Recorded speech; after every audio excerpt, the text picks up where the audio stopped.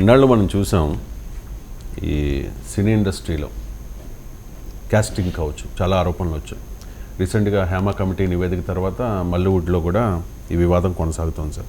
కానీ రాజకీయాల్లో కూడా కాస్టింగ్ కావచ్చు అంటే కేరళ కాంగ్రెస్ నాయకురాలు సీనియర్ నాయకురాలు సిమి రోజ్బెల్ జాన్ ఆరోపించారు. ఈ ఆరోపణలు చేసిన వెంటనే కాంగ్రెస్ అధిష్టానం విచారణ చేయకుండా ఈ సిమి రోజ్బెల్ జాన్ని పార్టీ నుంచి కూడా బహిష్కరించింది సార్. రాజకీయాల్లో కాస్టింగ్ కావచ్చు, అది ఇంతగా మనకు తెలియదు. ఆమె ఎమ్మెల్యేగా పోటీ చేశారు, ఏఐసిసి మెంబర్గా ఉన్నారు, మహిళా కాంగ్రెస్ ఆల్ ఇండియా జనరల్ సెక్రటరీగా పనిచేశారు, చాలా పదవులు అనుభవించింది ఆమె. సో కౌన్సిలర్ నుంచి మొదలుకొని చాలా పోటీ కూడా చేసింది. అది నిజమో అబద్ధం మనకు తెలియదు, ఎందుకంటే కేరళలో ఏది నిజమో నేను ఇక్కడ కూర్చొని చెప్పలేను.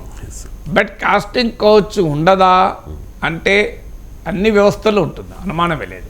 అది సినిమా ఇండస్ట్రీకే పరిమితం అవుతుంది అని అనుకుంటే పొరపాటు.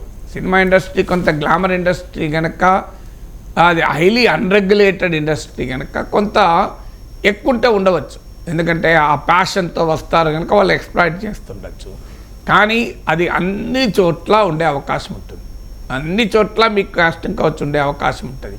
సో అందువల్ల కాస్టింగ్ కౌచ్ ఉండదు పాలిటిక్స్లో అని ఖచ్చితంగా ఎవరమూ చెప్పలేదు. కానీ ఉన్నది ఎక్కడ పలానా పార్టీలోనే ఉన్నది, పలానా చోట ఉన్నది అని ఎవరమూ చెప్పలేదు. బట్ పాలిటిక్స్ ఏంటి, ఏ రంగంలోనైనా కాస్టింగ్ కౌచ్ ఉండే అవకాశం ఉంటుంది. అది లైంగిక వేధింపులు అనేది అంతటా ఉన్నాయి కదా. అందుకే సుప్రీంకోర్టు 1997లోనే విశాఖ జడ్జిమెంట్లో చాలా డీటెయిల్గా గైడ్లైన్స్ కూడా ఇష్యూ చేసింది కదా, ఏం చేయాలి అనే అంశం పైన. సో అందువల్ల 2013లో చట్టం కూడా వచ్చింది. అందువల్ల అక్కడ జరగలేదు అని జరిగిందని నేనేమి చెప్పలేను. కానీ కాస్టింగ్ కౌచ్ ఎక్కడైనా ఉంటుంది. దానికి కారణము మనము మహిళల పట్ల చూపుతున్న స్వభావం. ఇది ఒక వ్యవస్థలో ఉన్న పెద్ద సమస్య. మహిళను ఆబ్జెక్టిఫికేషన్, మహిళలను అంగడ బొమ్మగా, మహిళల పట్ల, మహిళల ఔన్నత్యం పట్ల, వారి గౌరవాన్ని పట్ల సమాజంలో ఉన్నటువంటి ధోరణి ఇందుకు ముఖ్యమైన కారణం. Attitude towards women. సో మన కమాడిటీగా మహిళలు చూసేటువంటి ఒక దుర్మార్గమైన సాంస్కృతిక సరళి మన దేశం, మన ప్రపంచంలో కనబడుతుంది. సో ఈ commodification of women, objectification of women అంటారు, అది ముఖ్యమైనటువంటి కారణం. అంటే మహిళల్ని బలహీనంగా చూడడం, అంటే మహిళలు పట్ల ఉండే ఒక ఆ దృక్పథం మారకపోతే ఇది ఏ వ్యవస్థలోనైనా కాస్టింగ్ కౌచ్ ఉంటుంది. ముఖ్యంగా ఇప్పుడు తెలుగు ఫిలిం ఇండస్ట్రీలో డిమాండ్ కూడా మొదలైంది. సమంతతో స్టార్ట్ అయింది, మీరు చిన్మయ, అలాగే సుమా గారు, వీళ్ళందరూ కూడా రైజ్ చేశారు ఆల్రెడీ. ఇది ఈ 2019లో సమర్పించిన cash report, committee against sexual harassment అని.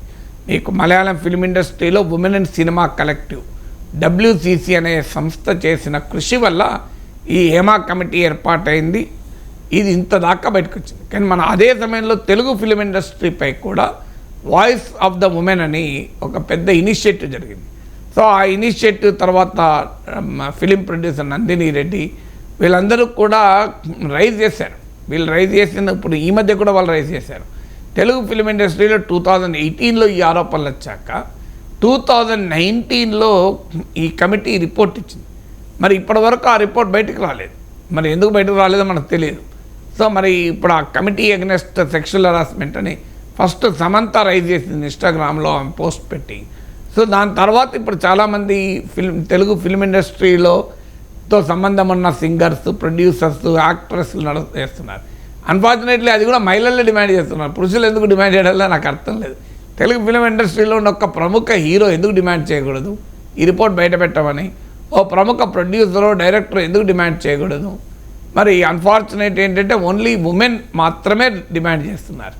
మరి మెన్ ఎందుకు డిమాండ్ చేయడం లేదో నాకు తెలియదు. నేను గమనించినంత వరకు అయితే ఇప్పుడు నేను చెప్పిన పేర్లు చూస్తే ఎక్కువ ఉమెనే డిమాండ్ చేస్తున్నారు.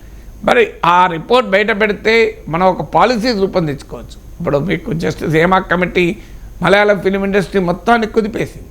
సో అందువల్ల దీనికి ఈ లోపాలను సరిదిద్దుకోవాలి అంటే let that report come out. దాని పట్ల ప్రభుత్వం ఏ రకమైన విధానం ఉండాలి, ఫిలిం ఇండస్ట్రీ ఏ రకమైనటువంటి చర్యలు తీసుకోవాలి అనేటువంటి ఒక ప్రయత్నం అయితే జరుగుతుంది కదా.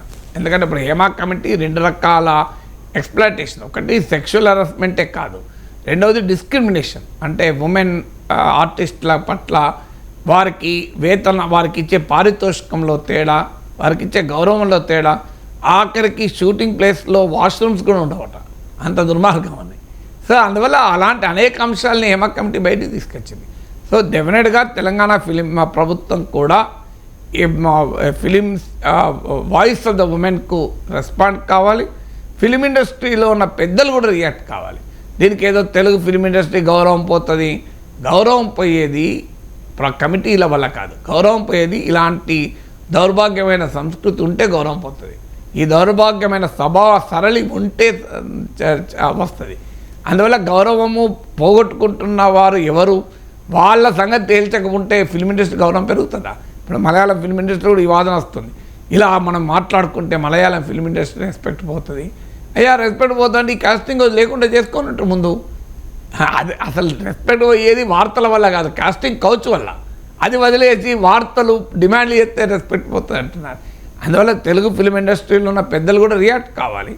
డెఫినెట్గా క్యాష్ రిపోర్ట్ అంటారు, కమిటీ ఏదైనా సెక్షువల్ హరాస్మెంట్ ఆ రిపోర్ట్ బయట పెట్టాలి.